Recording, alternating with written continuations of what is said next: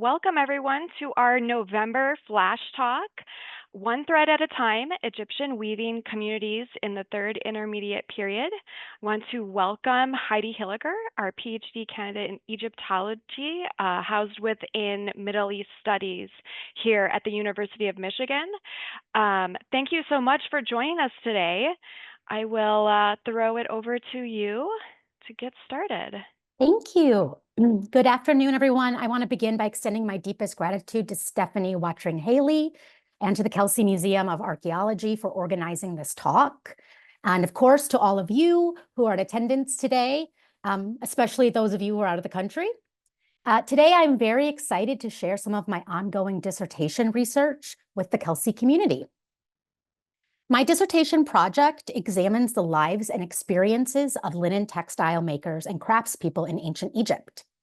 The material of linen was deeply intertwined with Pharaonic Egyptian culture throughout its roughly 3,000-year history. The importance of this fabric can be seen in the surviving material culture of this ancient civilization, such as representations of figures wearing bright white linen garments in tomb paintings, and of course, the intricately wrapped and carefully shrouded mummified bodies. However, unraveling the lives of the people involved in producing those textiles is quite challenging, as these individuals are relatively invisible in the historical and archaeological record. One way to approach this problem is to examine the textiles they created with their own hands. Each thread that was spun and woven was created by communities of practice, which developed a shared repertoire of techniques, skills, and preferences. When we look at handmade textiles, whether ancient or modern, we are seeing the results of countless choices made in each stage of its production. My current research project studies a collection of mortuary textiles from Theban tombs of the 21st dynasty during the Third Intermediate Period, evaluating local similarities and differences in textile production. The linens in questions, which come from the tombs in the area of Deir el-Bahari, display striped patterns in undyed, blue, and red thread along their edges.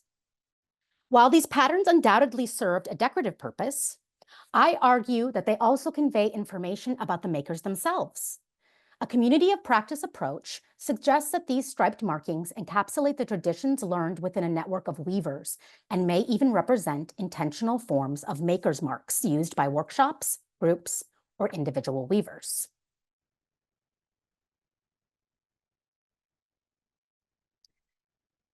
Let me first begin by setting the scene and presenting a historical background for my case study. The 21st dynasty of ancient Egypt was a period marked by political instability and decentralization following the end of the New Kingdom. This era saw the rise of regional powers and the decline of central authority, with Thebes retaining power as a significant religious and ideological center, focusing on the god Amun and the Karnak temple complex. This was a time of incredible power for the Theban priesthood, who essentially ruled Upper or Southern Egypt, at the same time as kingship being situated in Lower or Northern Egypt at the site of Tanis. During the 21st dynasty, the high priests of Amun not only took an interest in preserving and revitalizing the royal Theban necropolis, but they also entombed themselves and their families within this sacred landscape. Two rock-cut tombs in the vicinity of Deir el-Bahari, in particular, were the final resting place of more than 150 individuals of this priestly class.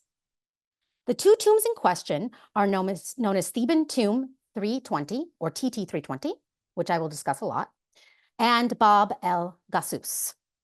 Both tombs were discovered in the late 1800s and drew considerable curiosity and excitement.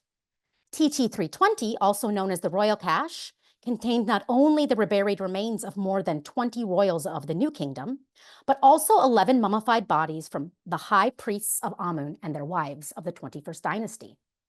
There are also 5 anonymous individuals who may be associated with the 21st dynasty as well. In the Bab el-Gusus tomb, also known as the Cache of Priests, archaeologists found the burials of 153 priests and priestesses of Amun, all of whom also date to the 21st dynasty. These tombs were discovered during a period when artifacts were still allowed to leave Egypt. Therefore, artifacts related to the 21st dynasty priesthood can be found in museum collections all over the world, including the Kelsey Museum. Furthermore, this was also a time when public mummy unwrapping events were in vogue. The collectors with means and connections could take fragments of whole pieces or fragments of linen mummy wrappings as souvenirs. Today, many of these textiles have made their way into museum collections via purchases, gifts, or other endowments. Other pieces have remained in the collections of Egyptian museums, and others are still being discovered among ongoing excavations. These textiles, however scattered they may be, present the opportunity to take a closer look at the material wealth to which these priests had access, including high-level weaving workshops. Over the summer of 2023, I carried out a 3-month curatorial internship at the Rijksmuseum van Oudheden, which is the National Museum of Antiquities in the Netherlands. There, I conducted research on the RMO's Pharaonic textile collection. Among the objects of study were a selection of textile fragments associated with the high priests of Amun and their wives who were buried in TT 320. As mentioned previously, there was a period of time in the late 19th and early 20th century in which mummy unwrappings and dissections were very popular. This is exactly how the textile samples from TT 320 found themselves into the RMO collection. A wealthy Dutchman named Jan Herman Insiger was invited to attend no less than 5 such events in Cairo, and his collection was eventually gifted to the RMO. As I examined Insiger's textile samples associated with the 21st dynasty, I noticed that many of these pieces preserved woven-in markings. I was specifically struck by the varied patterns of colorful selvage stripes as well as starting and end bands. You may be wondering what these areas of a textile that I'm discussing are. So before I continue, I will briefly describe the various elements of a woven textile that I will be referring to. Woven linens of this time were created on both vertical and horizontal looms. A loom, which takes a rectangular shape, creates a frame on which to engage in the weaving process. To begin, a loom is first dressed with a set of vertical threads known as the warp. These threads are more or less fixed. During the process of weaving, a craftsperson adds rows of horizontal threads perpendicular to the weft threads.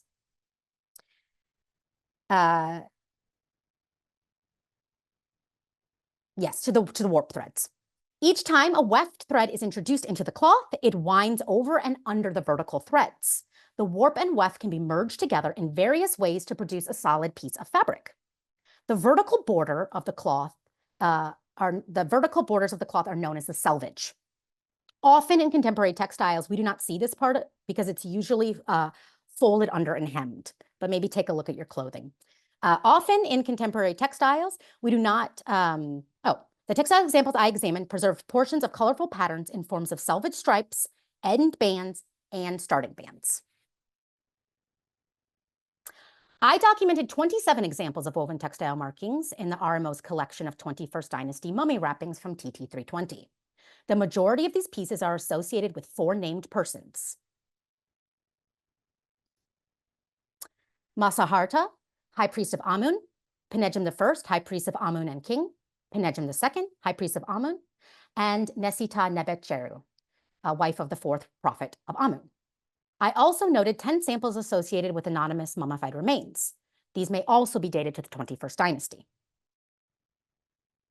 General similarities and differences in colors and patterns can be discerned from even a cursory glance at these examples.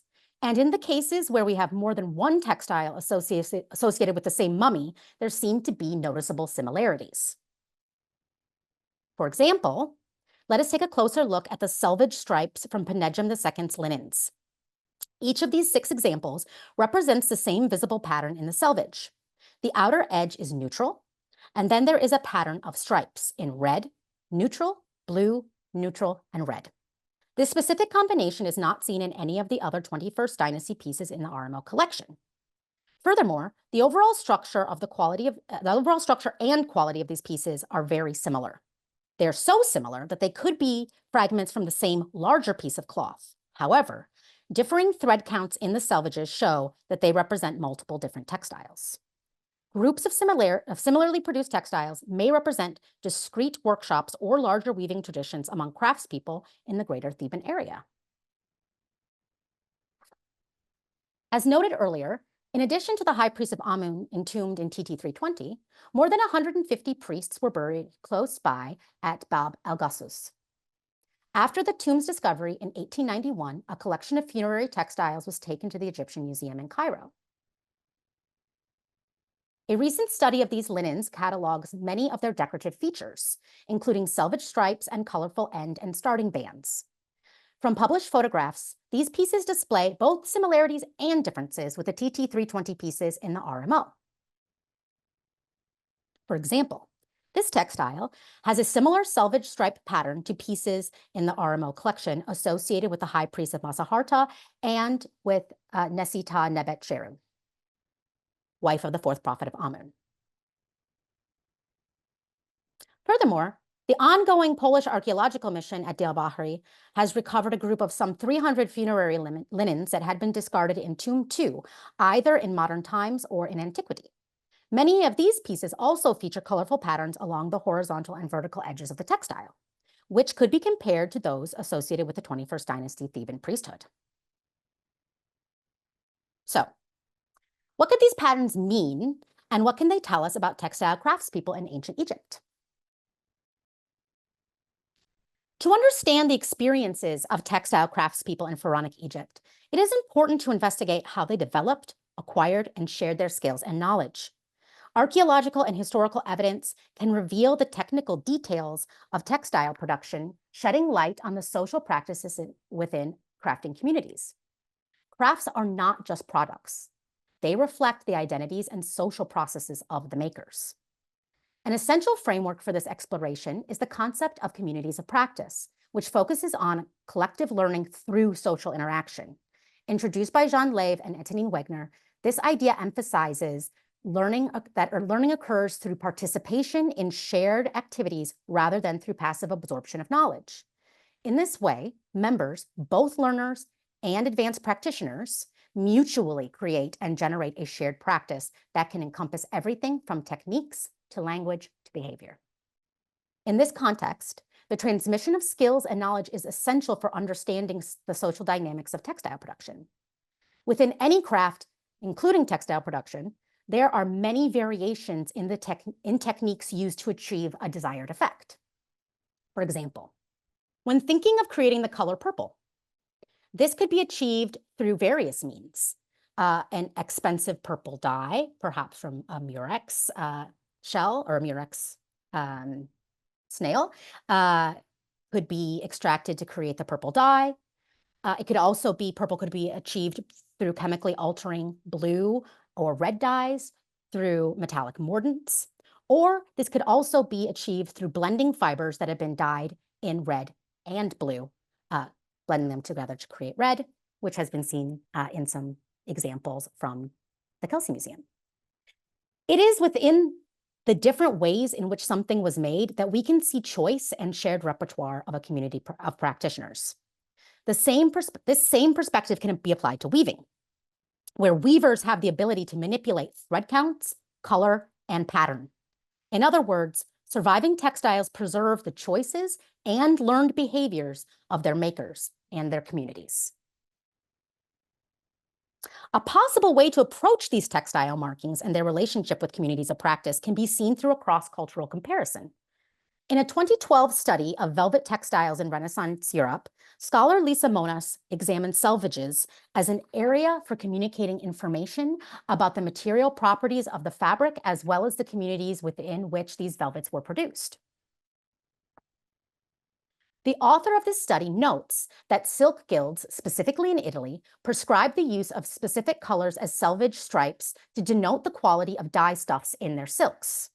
For example, beginning in 15th century Venice, fabrics colored with expensive red insect dyes were to have green selvages with a central gold stripe. On this slide, we can see an example of this type of selvage pattern. Lisa Monas also notes that the range of selvage patterns that she examined show that, quote, weavers did not produce them only in colors dictated by the guild, raising the possibility that some selvages were distinctive trademarks, end quote.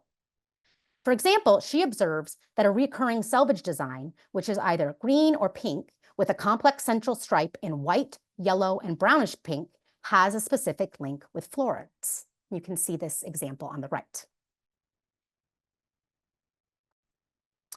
So some conclusions. This examination of funerary linens from 21st dynasty Thebes offers a window into the lives of ancient Egyptian textile makers. Through participation in communities of practice, these artisans developed and maintained shared techniques, practices, and traditions that shaped their cultural identity. The conscious and unconscious technical choices made during production convey layers of meaning, intertwining decorative purposes with deeper narratives about the weavers themselves and how their craft was learned, organized, and administered. The selvage stripes and other in-process markings that we've discussed today serve as vital vehicles for communication, encapsulating the experiences and preferences of the maker. These patterns likely extend beyond the ornamental. They could function as markers of quality and craftsmanship, similar to the weaver's marks observed in Renaissance Europe, suggesting intentionality behind every thread woven into the fabric.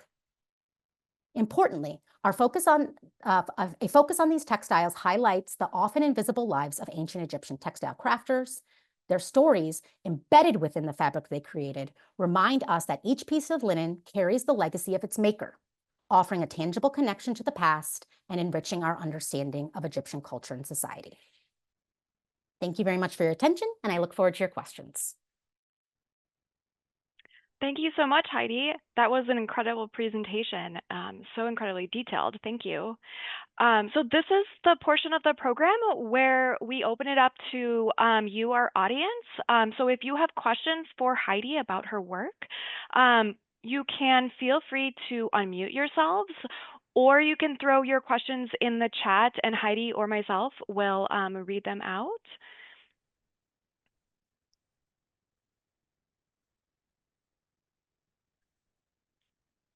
Chat question. Thank you, Janet. Hey, Heidi, it's Will Pessel. How are you? I'm good, Will.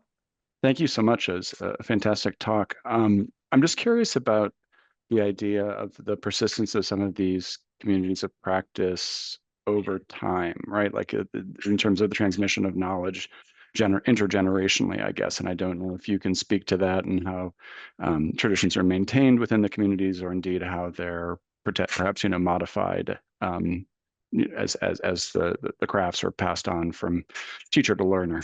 Mm-hmm. I mean, I think we can look over the long array of Egyptian textile manufacture, and we do see in samples that we have changes in technology, changes in preference, both regionally and throughout time. So there is something that is happening that we can focus on, we can address, and we can identify. Within a generation or two, I think the kind of work that I'm trying to do would be able to address this more specifically or more focusedly. As I continue to collect samples, I'm hoping that I might be able to find slight variations, for example, from dynasty to dynasty, or between Thebes and areas outside of Thebes around the same time. I didn't include this in my discussion today, but there are a lot of different striped bordered textiles that are in many museum collections that come from different contexts. There's also some that are coming out in archaeological excavations, and there's a selection of about 6 or 8 that were published from excavations at Gurab that have the same blue striping pattern on the edges. So that would be something to continue to compare and to see if I can identify discrete groups in locations or how they might be changing. Awesome, thank you. You're welcome. It's a good question. So Heidi, we have a question in the chat from Elena. She says, thank you for your wonderful talk. Do you know what sorts of materials were used to dye the textiles, perhaps charcoal? Oh, I haven't done, the pieces that I'm looking at have not been analyzed for the specific dyes that were used. I'm assuming that the red is probably a matter-based or a plant-based red in this case. For the blue, it could be also a plant-based blue. Carrie and Suzanne might be able to talk a little bit more about that, their own dye work. But yeah, these haven't been sampled. So other than what we can see with our eyes, it's hard to know exactly with these specific pieces at the RMO. But that would be another layer within which we could examine the technical choices of these communities of practitioners. So if that information does become available to me down the road, that could also give us more information about choice and traditions within a group of makers. Suzanne, do you want to say something? Yeah, I have a question for you, but also on the dye front, most studies of Egyptian textiles have found that woad is it's an indigoton dye. Is the blue. Yeah, so it's indigo is the colorant and the plant is usually woad. So, but yeah, you'll be able to do multispectral imaging in the future in collections, ideally, and then have a non-destructive way to characterize some of the dyes. But my question for you is, I liked your cross-cultural comparison, and I wondered, if there were going to be a way for you to tell the difference between a choice that, let's say, a workshop is making, or particular community is making, is like how would you tell the difference between that and then an individual weaver is doing? Like, do you have to have documentary evidence where, like in your guild example, there's like information coming from the guild, and then you see that people they're doing that, but they're also doing other things. Like, what would it look like with this more ancient material? It's a great question. Unfortunately, for ancient Egypt versus medieval or Renaissance Europe, we just do not have the same precision of documentation for individual laborers or what their experiences are beyond some very specific cases, but not for textile makers in general. Something that I have been looking at is within these patterns. So let me see. I'll go back to these ones from Penedjum. So something that I've been looking at is I've been actually I went through and counted exactly how many threads they are using to create this pattern. How many red threads do they use to create the red band? How many red threads do they use to create the other red band? How many blue threads do they use to create the central band? And looking there for any sort of standardization and variation. It's within that we might see some individual choice within a group that all do something the same way. And so that's one way I'm trying to address and interpret something like on a more specific individual scale. There are also some really interesting woven in details that we see in some of these pieces. So at the very end of my slides, I didn't do this because for time.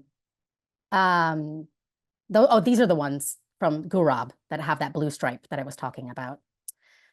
I have so many. Oh yeah, so this one, this piece has this really interesting blue thread that's introduced in the selvage. So it's introduced with the weft thread. You can see it right here, and the pattern of the blue and the red and striping on a selvage, these are vertical. So these are already being put on the loom when the loom is first being dressed. So a blue thread like this wouldn't necessarily need to be introduced horizontally in the weft. So as I looked through things, sometimes I find these little details, whether it's a color thread that is introduced or whether it's a bundle of undyed threads that are introduced in something we call a self-band. And those might be indicators, I think, of maybe individual markings within a larger workshop or group of people. Thank you so much. You're welcome.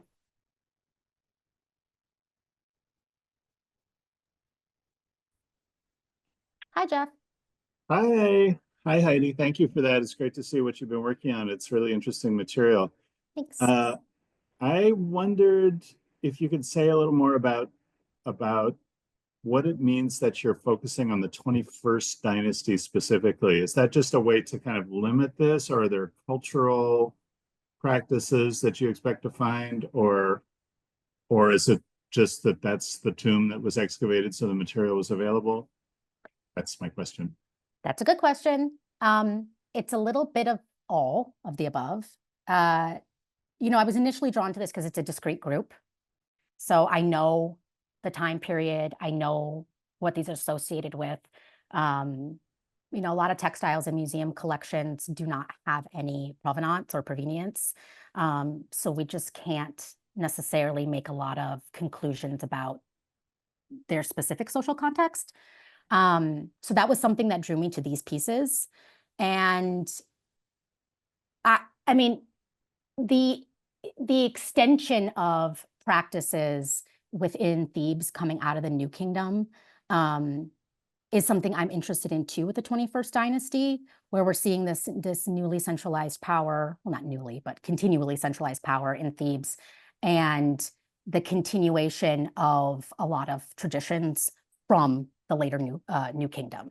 So I think that that's interesting as well, to maybe comment on how these priests in this elevated position were being able to gather resources and material wealth, and what kind of links they had to weaving workshops.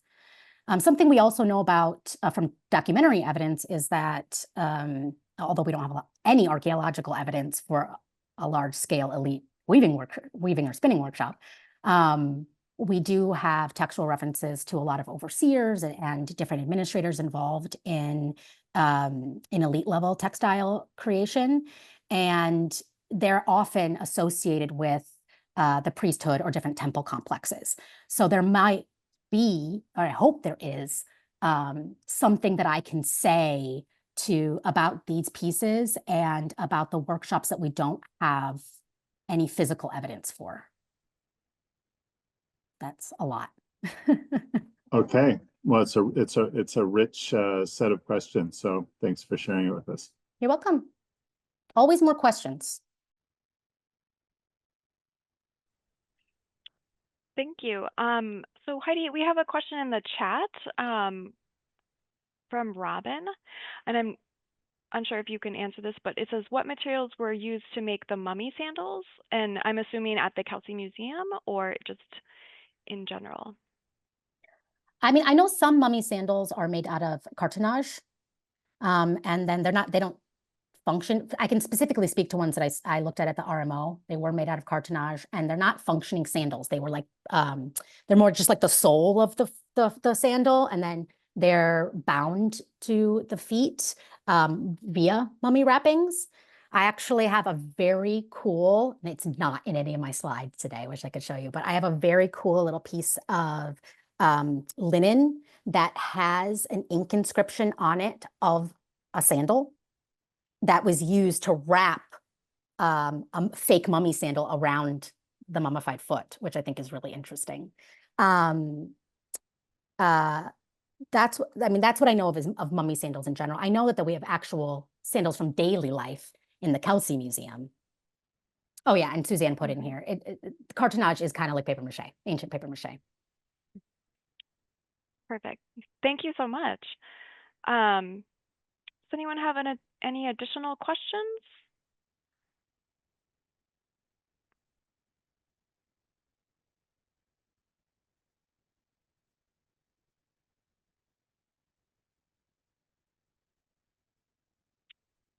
Let's see, I'm not seeing any at the moment.